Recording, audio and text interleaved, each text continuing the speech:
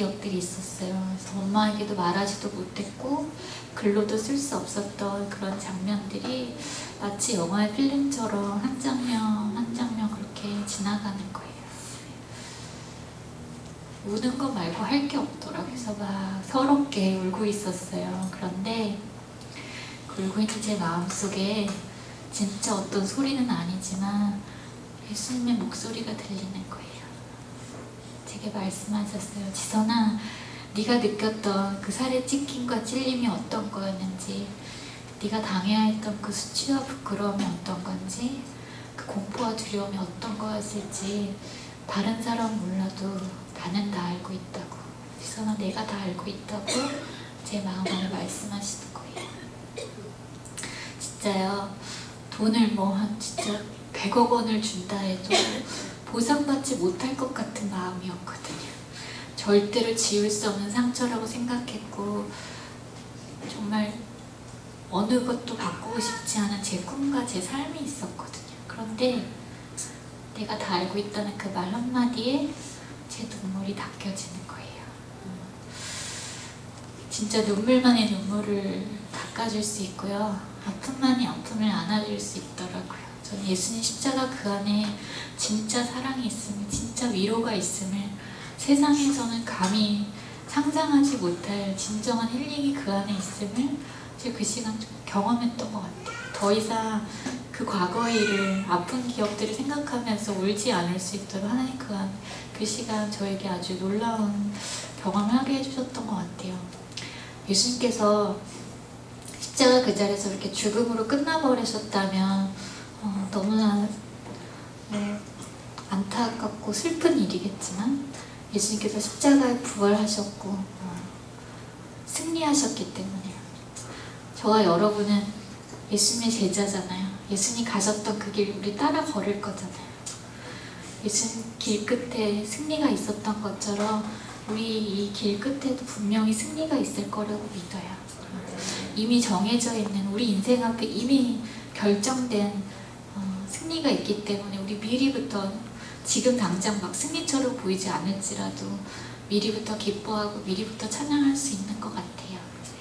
다음 사진 보시면 제가 지선아 사랑이란 제목으로 책을 냈는데 제목 때문에 이제 연애소설일 줄 알고 샀는데 자기가 낚였다면서 이렇게 그런 분들도 계셨는데 하나님의 사랑으로 저를 사랑하게 되었고 그렇기 때문에 이제 저런 제목을 붙였어요. 책 내고 참 많은 분들로부터 편지 받았는데요. 이번 주에 교회 가볼 거라고 그런 편지들 너무나 반갑고 좋은 편지들이었어요. 그리고 기억에 남는 편지는 자기는 그만 살고 싶어서 약을 모으고 있었던 사람이라고 본인을 소개하셨는데요.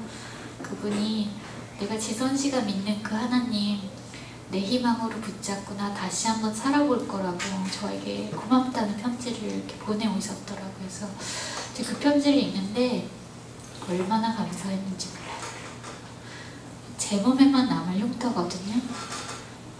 치유되지 않았다면 제 가슴에만 남을 상처고 세상 사람들의 눈으로 볼 때는 그저 불쌍하고 안 된 그런 여자의 이야기일 수밖에 없는 이야기를 이거 어디다 쓰겠어요.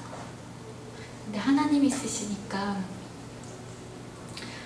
누군가에게 다시 살아갈 힘을, 용기를, 희망을 전하는 그런 축복의 통로가 되게 하셨더라고요. 그래서 지금 이 순간도요, 저는 세상의 주인이신 하나님께 그 손에 붙들려서 쓰인다는 그 기쁨을 이렇게 누리면서 살고 있어요.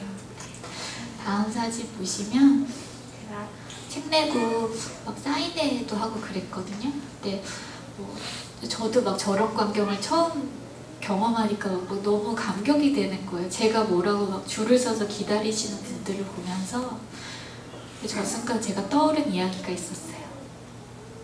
제가 병원에 있을 때 저희 의사 선생님이 엄마한테 이제 당신 딸은 살게 되더라도 사람 꼴은 안 될 거라고, 그러니까 이제 세상에 나가서 살 그런 기대는 하지 말라고 참 아픈 말을 아프게 하셨어요. 근데 제가 저 자리에 앉아서 그 말이 딱 떠오르면서 아, 의사 선생님의 말은 진리가 아니구나 깨달았어요. 시간이 흐르고 변하고 바뀌는 건 진리 아니잖아요. 저를 치료해줬던 선생님들 너무나 감사하지만 그분들이 제 인생까지, 제 미래까지 진단하고 결정할 수 있는 건 아니었어요. 제 삶의 주인이신 하나님께서, 그 하나님께서 약속하신 대로 저를 세상 가운데 진짜 희망을 이야기하는 사람으로 그렇게 세워주셨더라고요.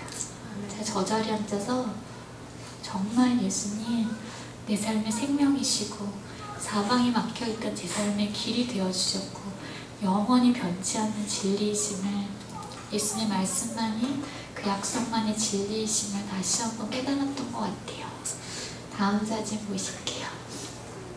제가 되게 좋아하는 사진이고요. 사고 때 저를 구해준 저희 친오빠예요. 벌써 10년 전의 사진인데 저런 동생을 얻고도 참 행복해하는 표정의 사진이 찍혔잖아요. 그래서 용기를 내서 홈페이지에 올렸어요. 정면 얼굴이 나와 있지만 용기를 내서 올렸어요. 사진이 좋다 하시는 분들도 많았지만 그 사진 밑에 쓰여진 답글 중에는 나는 솔직히 지선 씨가 무섭고 징그럽고 혐오스럽다는 그런 글들을 보게 된 거예요. 굳이 솔직하지 않아도 되는 자리에서 막 솔직해지시는 분들 계시잖아요. 그걸 보면서 막 마음이 또 무너지는 거예요. 아, 나 이런 얼굴일 거구나. 이 말이 사실인가 보다 하고 막 마음이 바닥으로 떨어지려는 순간 제가 그 전까지 깨닫지 못했던 사실 하나를 깨닫게 되었어요. 제 눈이 그분들의 눈 같지가 않아서 너무 감사하더라고요. 제 눈에 제가 거울을 볼 때마다요, 막 무섭고 징그러워 보였으면 저 하루도 못 살아요. 어떻게 살아요? 근데 제가 이렇게 뭐 믿으실지 모르겠지만 저 때도 그러고 지금도요, 거울 보면 뭐 이만하면 뭐 나름대로 꽤 귀엽다고 생각하고 살았거든요. 덤으로 산다고 말하고 사는데 덤으로 사는 거니까 죽지 못해 사는 것이 아니라 제가 기쁨도 느끼고 감사도 느끼고 살아갈 수밖에 없도록 하나님 내 안에 별로 밝지 않은 눈과 별로 솔직하지 않은 마음 주셨던 거구나. 하나님이 날 그 아래 그렇게 지켜주셨던 거구나. 제가 깨달았어요. 세상 사람들은요, 제가 막 이런 얘기하면 저를 막 칭찬을 하시더라고요. 되게 성격이 낙천적인 것 같다고 참 긍정적인 생각을 하면서 사나 보다가 저를 칭찬을 하세요. 근데 제가 칭찬받을 일이 아니에요. 이게 어떻게 생각으로 성격으로 가능한 일이겠어요. 저도 사람이고 저도 여자거든요. 어떤 얼굴이 귀여운 얼굴인지 너무나 잘 알고 있고요. 우리 여자들은 그렇잖아요. 이렇게 미용실 가서 앞머리 잘라달라 그랬는데 내가 생각했던 것보다 진짜 5mm만 짧게 잘라줘요. 그걸 볼 때마다 막 저가 땡기면서 막 짜증나는 게 그 여자 마음이거든요. 한 달이면 길어질 머리 갖고도 막 그런 화가 나는데 한 달이 지나도 1년이 지나도 변할 기대가 없는 제 얼굴을 보면서 수술은 받지만 기대하지 않았던 결과 보이는 수술 앞에서도 제가 예전 사진들 치우지 않고 그렇게 그 사진 보고 거울 보고 할 수 있었던 건 저는 하나님이 하신 정말 기적과 같은 일이라고 생각해요. 제 말로는 더 이상은 설명할 길이 없는 아주 놀라운 기적을 제 안에 그렇게 행해 주셨더라고요. 다음 사진 보시면 저희 가족 사진이고요. 하나님께서 제게 참 건강한 가족을 주셨고 하나님 사랑이 보이지 않을 때 가족의 사랑을 통해서 하나님 사랑 어떤 건지 더 많이 배웠던 것 같아요. 엄마하고 있었던 얘기 하나 나눌게요. 자기 전에 이런저런 얘기를 하다가 엄마한테 제가 하루는 좀 뜬금없는 질문을 했어요. 엄마랑 나랑 바꿀 수 있으면 엄마 인생이랑 내 거랑 좀 바꿔줄 수 있냐고 제가 물었어요. 사고 나고 1년도 채 안 되었을 때니까 아주 많이 아플 때예요. 저희 엄마가 무슨 소리 하냐고, 엄마는 바꿀 수만 있으면 1000번이고 10,000번이고 바꿔주겠다는 거예요. 눈물 흘려도 말을 못 하겠더라고요. 누가 바꿔주겠다고.